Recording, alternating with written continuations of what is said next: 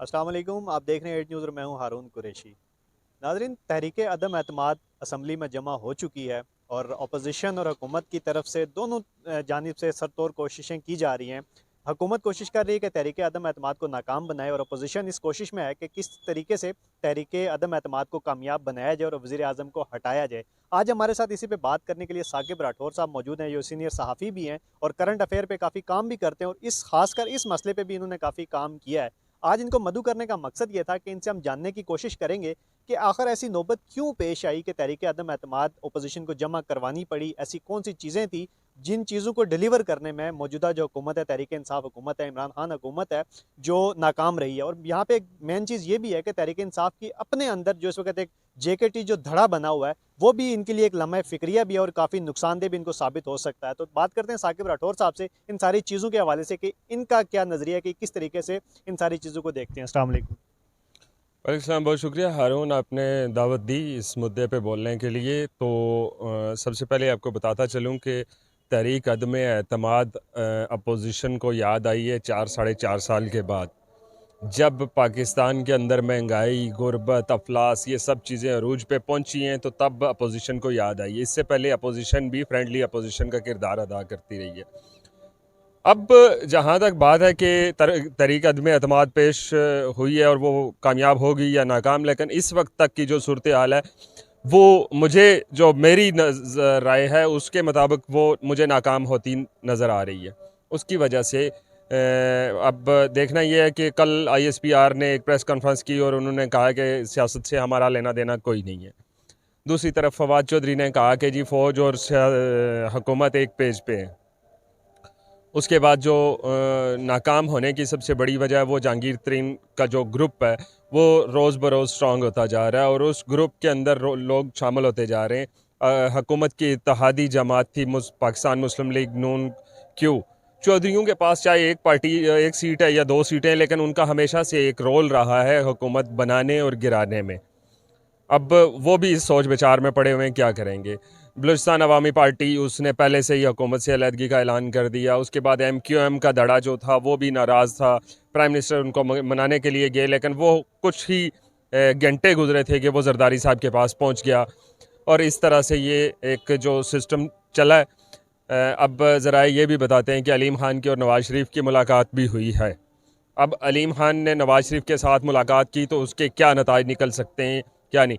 अब इसी मुद्दे पे अगर आप ये चीज़ देखें कि रात को जो एक पूरी फिल्म बल्कि ड्रामा जो चला पार्लियामेंट लॉजेस में, उसमें अंसारुल इस्लाम जो जमीयत उलमाए इस्लाम की ज़ैली तंजीम है, उसके कुछ लोग जो हैं वो फजलुर रहमान की सिक्योरिटी के लिए और अपने मेम्बरान की सिक्योरिटी के लिए वहाँ पे गए। लेकिन ये 24 अक्टूबर 2019 की बात है कि तहरीक ये जो थी अंसारुल इस्लाम जो तंजीम थी, इस पे वजारत दाखिला पाकिस्तान ने पाबंदी आयद कर दी थी, क्योंकि किसी भी शख्स को सिविल मलेशिया रखने की इजाज़त नहीं थी। उन्होंने वहाँ पे जो ड्रामा क्रिएट किया और जिस तरह हुआ, वहाँ के उनके MNAs को पुलिस की तरफ से ज़्यादा कॉप भी किया गया, ये सारा सीन जो चला, अवाम एक तज़ब्ज़ब का शिकार हो गई कि रात के 12 बजे एकदम से हाइप क्यों क्रिएट हो गई। उसके जो तनाज़र में देखा जाए तो दूसरी तरफ उसका बदला लेने के लिए मौलाना फजलुर रहमान की जो जमात थी जमीयत उलमा इस्लाम पे, उसने मुल्क को जाम कर दिया। जो रात को आपने भी देखा होगा कि 12 से 1 बजे के दरमियान में ऐसा लग रहा था कि मुल्क के अंदर इमरजेंसी नाफज होने वाली है, जो सूरत हाल चल रही थी। अच्छा, ये जो पार्लियामेंट लॉजेस का जो वाक़या हुआ उस वक़्त रात को हम भी वहाँ करीब ही मौजूद थे। तो ऐसा नहीं लगता कि हुकूमत घबराई हुई है कि क्या पता किसी तरीके से तहरीक अदम एतमाद अगर कामयाब हो जाए, उन सारी चीज़ों को रोकने के लिए हुकूमत की तरफ से ये सारा एक्शन किया गया जानबूझकर?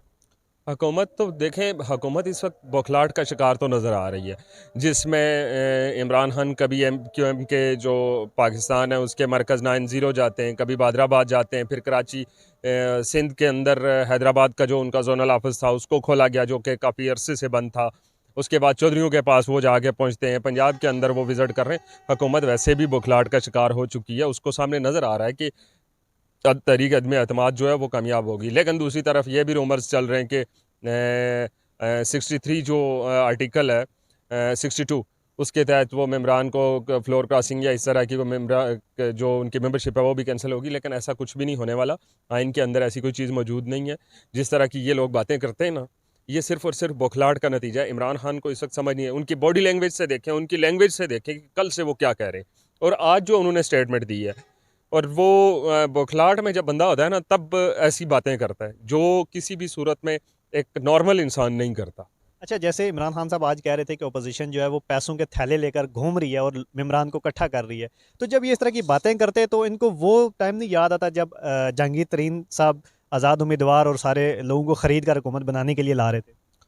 नहीं, इनको अपनी बातें तो बिल्कुल याद नहीं होती। इनको वो बातें याद आती हैं जो कि जिसके ऊपर इन्होंने पीका एक्ट में तरमीम की थी कि फ़ेक न्यूज़ वालों को हम अरेस्ट करेंगे और ये करेंगे।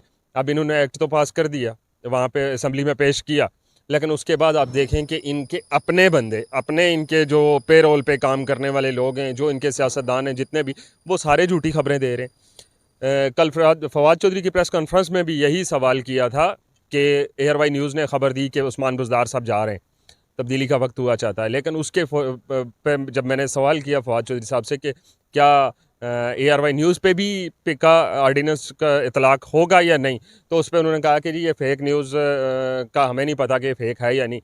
ये बुखलाहट में ऐसी ऐसी खराफात पढ़ रहे हैं, ऐसे ऐसे ब्लंडर्स कर रहे हैं जो कि इनकी समझ में भी नहीं आ रहा। और कल जब ये गवर्नमेंट ख़त्म होगी, उसके बाद जो इन्होंने पढ़ना ना, वो इससे ज़्यादा ख़तरनाक होगा। वो खान ने सही कहा था। अच्छा, लास्ट पे दो चीज़ें, एक तो ये है कि ये चीज़ें बना देते हैं लेकिन उस पे चेक एंड बैलेंस नहीं होता। लास्ट में हमें ये बताएं कि हम क्या सब समझें कि तहरीक अदम एतमाद कामयाब हो सकती है या नहीं हो सकती? मेरे नज़र में तहरीक अदम एतमाद नहीं कामयाब होगी। प्राइम और मिनिस्टर आखिर में आप देखने वालों को जो इस वक्त अवाम पूरे एक तजस्सुस में है कि यार क्या होने वाला है, उनको कोई पैगाम देना चाहिए? कुछ भी नहीं होने वाला। ये जब तक के जो अंपायर है या जब तक एस्टेब्लिशमेंट है या जब तक कुछ मुक़्तदर हलके हैं, जब तक वो नहीं चाहेंगे कुछ नहीं होगा। और वो चाहते हैं कि इमरान खान 5 साल पूरे करे ताकि मुस्तकबिल में इस तरह की अनोखा लाडला खेलन को मांगे चांद वाला सीन जो है वो ना करे। ये सीन है सारा। बहुत शुक्रिया। तो आज हमारे साथ मौजूद थे साकिब राठौर साहब, और आज के प्रोग्राम में बस इतना ही। इस हवाले से अगर आप भी कोई हमें अपनी राय देना चाहते हैं तो ज़रूर हमें दें इजाज़त, और देखते रहें 8 न्यूज़।